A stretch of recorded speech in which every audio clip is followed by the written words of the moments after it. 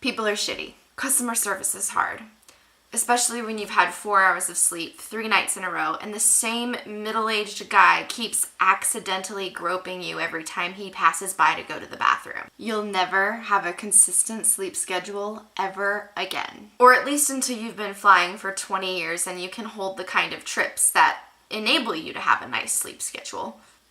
It's really hard to live a healthy lifestyle. You will constantly be inundated with shitty airplane snacks and airplane food. And when you're on a 13-hour day with no real breaks, your hunger's gonna have a hard time saying no. Plus, hotel gyms kinda suck, and Ubers and gym memberships get really expensive really fast. It's expensive. Really, it's expensive just across the board. Even if you meal prep and bring your food along with you, that coffee in the airport or grabbing a snack in between flights really adds up. Not to mention those few times when you do go out with the crew for drinks and dinner. Plus, on layovers where you have enough time to go and actually do stuff, you're gonna wanna actually go. Coworkers. Passengers are hard to deal with, but sometimes your coworkers can be worse. Flight attendants who bring home drama or an attitude to the trip can be exhausting on a whole other level, and you're stuck with them. Thankfully, only for the duration of your trip. You have no control, especially in the beginning of your career. That means you might work over your duty day, which is your assigned day of work. You might get rerouted into a different trip completely, or you might even be worked into your off day. It sucks, but that's what you sign up for. Personal life. It's really hard to maintain personal relationships, friendships, romantic relationships, any family relationships of any kind are really hard as a flight attendant. You're constantly on the go, and those who don't understand the lifestyle can feel resentment and jealousy towards you. They think that it's this constantly glamorous vacation, and it's not. It is work.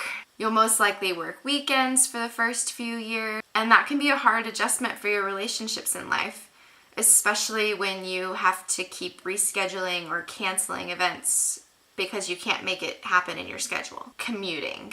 If you work for an airline, chances are you have some sort of opportunity for free flight, which means you can live in a city that's not your base, meaning you could live states away. I mean, when I flew, I even met someone who lived in another continent. I did this for 2 of my 3 years of flying. It was based in Atlanta. I lived in Atlanta and I was based in Minneapolis. Then I lived in Atlanta, was based in Atlanta. Lived in Spokane, was based in Atlanta, and then lived in Spokane, was based in Salt Lake City. So commuting is really hard.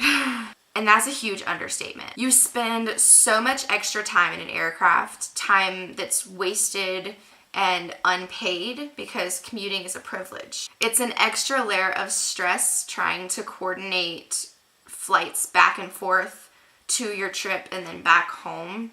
It's just an extra layer of stress on an already really stressful lifestyle. And if you really want to make flying a lifelong career, do yourself a favor and live in base. It can be really lonely. There are a lot of flight crews that get to the layover, say goodnight, even though it's noon, and then you don't see them again until pick up the next day. That happens more often than not, and it can craft a really lonely kind of lifestyle. Then you're left with the choice to hang out in your room by yourself or go out and explore wherever you're at on your own, which is fine. Solo travel can be really empowering and wonderful, but when you're constantly spending time alone, at least when I was, it made me feel really lonely and like I was lacking something.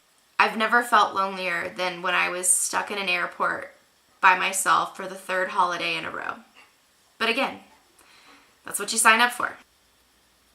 Perspective is everything. The travel experience is hurried and stressful for everyone involved. The passengers, the crews, the airport staff, TSA. No one likes to wait an hour in a security line only to be corralled to their gate where they have to deal with an underpaid and overworked gate agent.